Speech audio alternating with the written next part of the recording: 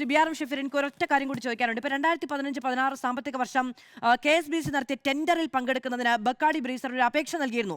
അന്നത് നിരസിക്കാനുള്ള കാരണം എന്ന് പറയുന്നത് ഈ നിലവിൽ വീര്യം കുറഞ്ഞ മദ്യമാണ് എന്നുള്ളത് കൊണ്ടാണ്.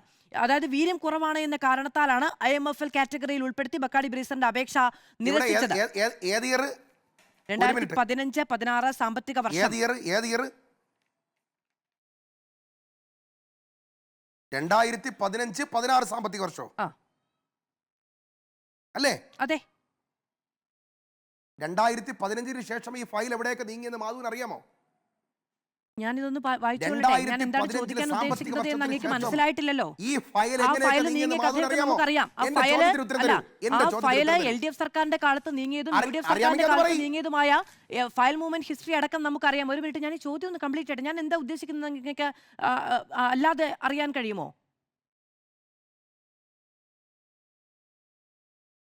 എന്താണ് നിങ്ങളുടെ ചോദ്യം? ഓക്കെ, അതാണ് 2015-16 കാലത്ത് ബക്കാഡി ബ്രീസർ KSBC നടത്തിയ ടെൻഡറിൽ പങ്കെടുക്കുന്നതിന് ഒരു അപേക്ഷ നൽകിയിരുന്നു. അന്നത് നിരസിക്കപ്പെട്ടു സാർ. ആ നിരസിക്കപ്പെടാനുള്ള കാരണം എന്ന് പറയുന്നത് ആ മദ്യത്തിന് വീര്യം കുറവാണ്. അതായത് ബക്കാഡി ബ്രീസറിന് വീര്യം കുറവാണ് എന്നുള്ളതായിരുന്നു. നമുക്ക് ഈ ടെൻഡറിൽ പങ്കെടുക്കണമെങ്കിൽ നമ്മൾ നിലവിലുള്ള ഈ ഇന്ത്യൻ നിർമ്മിത വിദേശ മദ്യത്തിന്റെയും വിദേശ നിർമ്മിത വിദേശ മദ്യത്തിന്റെയും ഒക്കെ ഈ പറയുന്ന നിഷ്കർഷിച്ചിട്ടുള്ള വീര്യം അതിലുണ്ടാകണം. നമ്മൾ ഈ 42%, 48% എന്നൊക്കെ പറയുമല്ലോ, ആ വീര്യം ഉണ്ടാകണം. അതില്ല എന്നുള്ളത് കൊണ്ടാണ് അന്ന് അവർക്ക് ടെൻഡറിൽ പങ്കെടുക്കാൻ കഴിയാതെ പോയത്. അതിനുള്ള കാറ്റഗറി നിശ്ചയിച്ച് നൽകുകയാണ് LDFന്റെ മദ്യനയത്തിലൂടെ സാധിച്ചത്. പക്ഷെ കാറ്റഗറി നിശ്ചയിച്ച് നൽകിയെങ്കിലും അതിന്റെ ടാക്സ് എന്താണ് എന്ന് നിശ്ചയിച്ചിട്ടുണ്ടായിരുന്നില്ല. ഇപ്പോൾ ആ ടാക്സും നിശ്ചയിക്കപ്പെട്ടിരുന്നു. ഇനിയിപ്പോൾ ഇവർ ഈ നമ്മുടെ ബിവറേജസ് കോർപ്പറേഷന്റെ ഒരു ടെൻഡറിൽ പങ്കെടുക്കാനുള്ള അപേക്ഷ നൽകുകയാണ് എങ്കിൽ അതെങ്ങനെ നിഷേധിക്കും?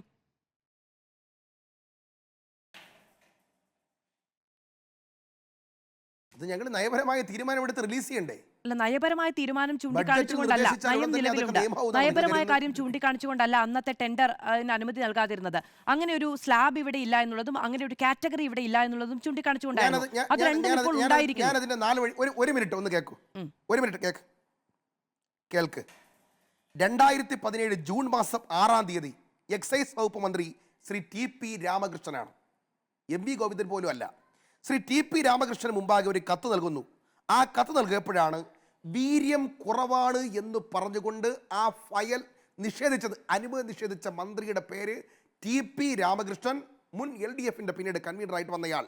എന്നാൽ 2021 സെപ്റ്റംബർ മാസം 17-ാം തീയതി ഇപ്പോഴത്തെ CPMന്റെ സംസ്ഥാന സെക്രട്ടറി MV ഗോവിന്ദന്റെ മുമ്പാകെ അവർ ഈ പറയപ്പെടുന്ന പരിമിതിയെ മറികടക്കാൻ വേണ്ടി ഒരു കത്തുമായിട്ട് വന്നു. അതുകൂടെ കേക്ക്. ഞാൻ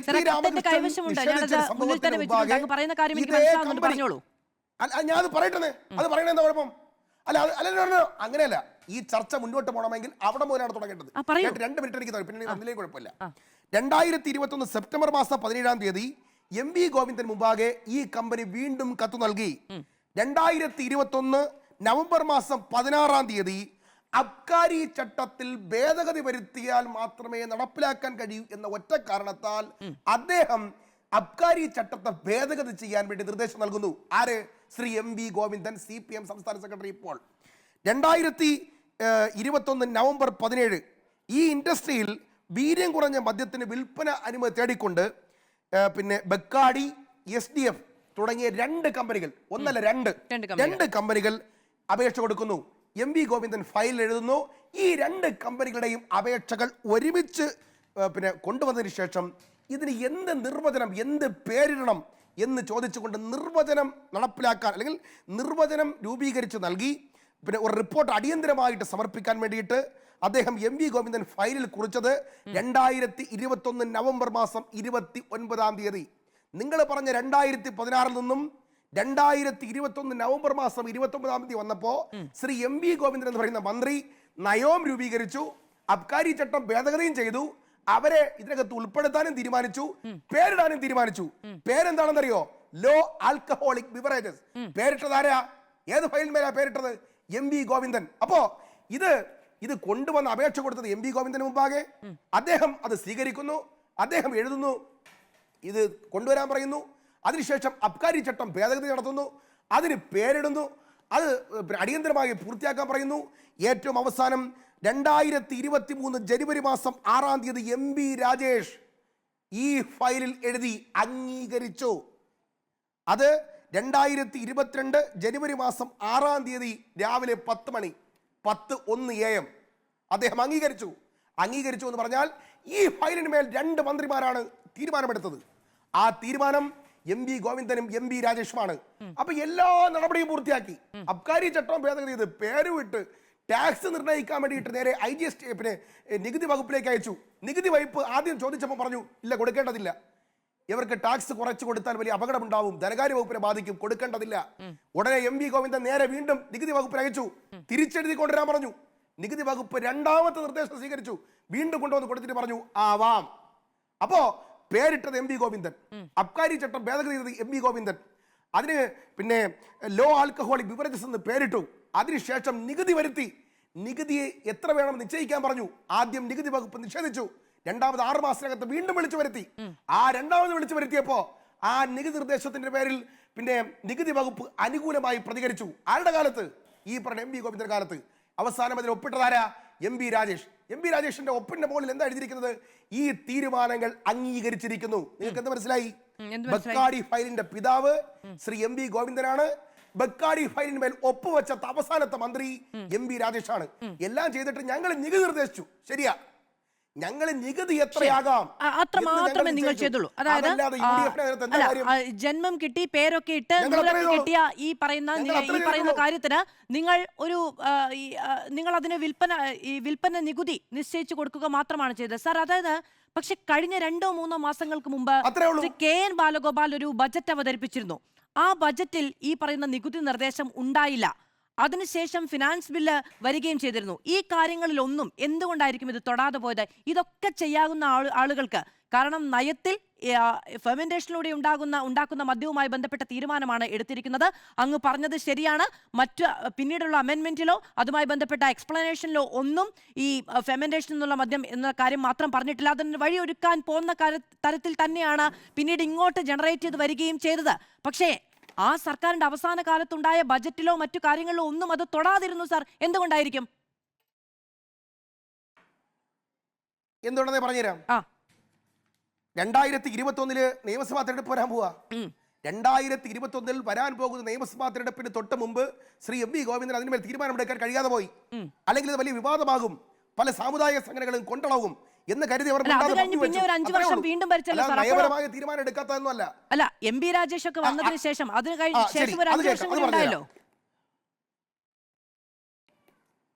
എന്താണെന്നറിയോ? അത് പറഞ്ഞുതരാം. അപ്പോഴാണ് ഇവർ 2ാമതൊരു നയം രൂപീകരിക്കുന്നത്. എന്താണ്?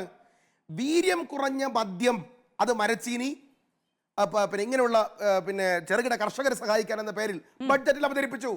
അത് ബഡ്ജറ്റിൽ അവതരിപ്പിച്ച മന്ത്രിയുടെ പേര് KN ബാലഗോപാൽ എന്നാണ്. അത് ആ നിർദ്ദേശം അന്ന് ബഡ്ജറ്റിൽ KN ബാലഗോപാൽ വെച്ചത് ഈ പറയപ്പെടുന്ന ലോ പിന്നെ ടാക്സ് വരുന്ന ഈ മദ്യത്തെ പ്രോത്സാഹിപ്പിക്കാൻ വേണ്ടിയിട്ടാണ്. ആർക്കാണ് കൂടാത്തത്? എന്താണ് ധൃതി പിടിച്ച് തീരുമാനം എടുത്തതെന്നല്ലേ ചോദ്യം. പിന്നീട് എന്തുകൊണ്ടാണ്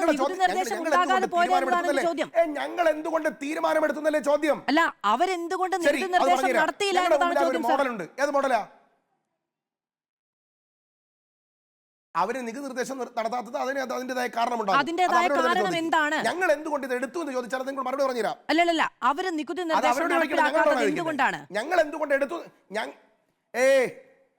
മാധു ചോദിക്കേണ്ട ചോദ്യം ഇങ്ങനെയാണ്. BRM ഷബീർ അവരെടുക്കാത്തത് നിങ്ങൾ എന്തുകൊണ്ട് എടുത്തു എന്ന് ചോദിക്കും. അല്ല, അതവിടെ നിൽക്കട്ടെ. ആ ചോദ്യങ്ങളൊക്കെ കഴിഞ്ഞ കുറച്ച് ദിവസമായിട്ടുണ്ടല്ലോ. ഈ കണ്ട കാര്യങ്ങൾ മുഴുവനും ചെയ്ത് അങ്ങ് പിതാവാണ്, പേരിട്ടു, നൂല് കെട്ടി തുടങ്ങിയ കാര്യങ്ങളൊക്കെ അവിടെ നിന്നിട്ടും എന്തുകൊണ്ടാണ് അതിന്റെ നികുതി നിർദ്ദേശിക്കാതെ പോയിട്ടുണ്ടാവുക? അത് അവരോട് ചോദിക്കണം. അവരോട് ചോദിച്ചപ്പോൾ അവർ പറഞ്ഞത് സർ ചോദിച്ചു, ആരോപണമായി വന്നപ്പോൾ ഇത് മാർക്കറ്റിൽ വരേണ്ടതില്ല എന്ന് തീരുമാനിച്ചു. അങ്ങ് നേരത്തെ പറഞ്ഞൊരു കാര്യമുണ്ടല്ലോ, ഇനിയുള്ള ഫിനാൻസ് ബില്ല് വന്നതിന് ശേഷം UDF ചേർന്നെടുക്കുന്ന ഒരു തീരുമാനം ഞങ്ങൾ എടുത്താൽ ഇത് മാർക്കറ്റിൽ വരില്ല എന്ന് പറഞ്ഞില്ലേ? ആ മാർക്കറ്റിൽ വരേണ്ടതില്ല എന്ന തീരുമാനം LDF എടുത്തു സാർ. അതുകൊണ്ടാണ് ഇപ്പോൾ UDF-നുള്ളിൽ ഈ പറയുന്ന എതിർപ്പുകൾ ഉണ്ടായിരുന്നില്ല എങ്കിൽ ഫിനാൻസ് ബില്ലിന് ശേഷം ഇത് മാർക്കറ്റിൽ വന്നേനെ. അവിടെയാണ് വ്യത്യാസം. മാധു എന്തെങ്കിലും ചോദിച്ച് രക്ഷപ്പെടണ്ട. ഞാനിങ്ങോട്ട് രക്ഷപ്പെടാൻ ഞാനാണോ ഇവിടെ മദ്യം കൊണ്ടുവരുന്നത്? എനിക്കിതിൽ എന്തെങ്കിലും ധാർമ്മികമായ ഉത്തരവാദിത്വം? ഇടതുപക്ഷ ജനാധിപത്യ ഞാൻ ചോദിക്കട്ടെ, ഇടതുപക്ഷ ജനാധിപത്യ മുന്നണി അവസാന തീരുമാനം എടുക്കാത്ത ഫയലിൽ നിങ്ങൾ എന്തുകൊണ്ട് തീരുമാനമെടുത്തു എന്ന് എന്നോട് ചോദിച്ചാൽ, നിങ്ങൾ ചോദിച്ചിട്ടില്ല കേട്ടോ, ഞാൻ പറഞ്ഞുതരാം. ഞങ്ങളുടെ മുമ്പിൽ ഒരു ഇന്ദിരാ ഗ്യാരണ്ടി പ്രഖ്യാപിച്ചു, പൈസ ഇല്ല, ഇവരെല്ലാം കൂടി പിന്നെ പലതരത്തിൽ ദുരിതാശ്വാസ നിധി വരെ പിന്നെ വകമാറ്റി കൊണ്ടുപോയി ഈ ഖജനാവിനെ കൊള്ളയടിച്ചു. ഞങ്ങൾ ധവളപത്രം പുറപ്പെടുവിച്ചു. ഞങ്ങളുടെ മുമ്പിൽ ഒരു കർണാടക മോഡലുണ്ട്. എന്താണ് മോഡൽ? വീര്യം കുറഞ്ഞ മദ്യത്തിന് കർണാടക പിന്നെ നികുതി കുറച്ചു, അനുവാദം കൊടുത്തു. അനുവാദം കൊടുത്തപ്പോൾ അവിടെ 3261.24 കോടി രൂപ ഉണ്ടായിരുന്ന വരുമാനം 3745.14 കൂടി. അഥവാ 484 കോടി രൂപ ഒരു മാസം സർക്കാരിന്റെ വരുമാനം കൂടി. ഞങ്ങളുടെ മുമ്പിൽ ഒരു കർണാടക മോഡൽ വന്നു. അപ്പൊ ഞങ്ങൾ വിചാരിച്ചു എന്തായാലും ഇവന്മാരൊക്കെ കുടിക്കണം, വീര്യം കൂടിയത് കുടിച്ച് അടിച്ച് പഴുത്ത് കോണ് തിരിഞ്ഞ് കരളും പോയി കൂപ്പുപാടി ചത്തുപോണേക്കാൾ നല്ലത് ഇവർ വീര്യം കുറഞ്ഞത് കുടിച്ചോട്ടെ. ശരി, അപ്പൊ ഇന്ദിരാ ഗ്യാരണ്ടി നടപ്പിലാക്കാനുള്ള സാമ്പത്തിക സഹായത്തിന് വേണ്ടിയിട്ടാണ്, സാമ്പത്തികം ജനറേറ്റ് ചെയ്യാൻ വേണ്ടിയിട്ടാണ് ഇത് നടപ്പിലാക്കുന്നത് അല്ലെ സർ? ഒന്നാമത്തെ കാര്യം, ഇന്ദിരാ ഗ്യാരണ്ടിയുമായി ബന്ധപ്പെട്ട് അതിന്റെ ഉദ്ഘാടന സമയത്ത് മുഖ്യമന്ത്രി പറഞ്ഞൊരു കാര്യമുണ്ട്. ആണുങ്ങൾക്ക്, അതായത് ഈ കുടുംബനാഥന്മാർക്ക് സഹായം കൊടുത്താൽ അത് മദ്യഷോപ്പിൽ പോകും, സ്ത്രീകൾക്ക് സഹായം കൊടുത്താൽ അത് കുടുംബത്തിൽ പോകും എന്ന്. അപ്പോ അങ്ങനെ പറഞ്ഞ ഇടത്താണ് ഈ പറയുന്ന കൂടുതൽ ഈ തീരുമാനം ഉണ്ടായി, അതിൽ നിന്ന് മദ്യം കൂടുതൽ കുടിപ്പിക്കാനുള്ള തീരുമാനമുണ്ടായി, അതിൽ നിന്ന് വരുമാനം ഉണ്ടാക്കി ഇന്ദിരാ ഗ്യാരണ്ടി നടപ്പിലാക്കാൻ പോകുന്നത് എന്നുള്ളത് ഒന്നാമത്തെ ഘടകവിരുദ്ധത. രണ്ടാമത്തത്, കർണാടക മോഡലിനെ കുറിച്ച് ഇന്നത്തെ ദിവസം പറയാതിരിക്കുന്നതാണ് നല്ലത്. കാരണം മന്ത്രിയുടെ അളിയനടക്കം എക്സൈസ് ലൈസൻസുകൾ കൊടുത്ത കേസിൽ ED റെയ്ഡ് നടന്നുകൊണ്ടിരിക്കുകയാണ് സാർ അവിടെ. അതുകൊണ്ട് കർണാടക മോഡൽ എന്ന് പറയാതിരിക്കുന്നതായിരിക്കും നല്ലത്.